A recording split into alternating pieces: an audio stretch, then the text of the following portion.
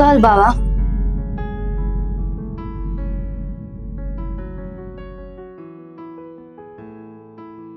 బా ఏం దొరకట్లేవే. బావకి ఆకలి అవుతుంది అనుకుంటా. బావా మ్యాగీ. నాకేం వద్దు. ఈ టైంలో ఏం దొరకవు బావా, వేడివేడిగా చేశాను. నా మీద కోపం పక్కన పెట్టి తిన్న తర్వాత కోప్పడండి.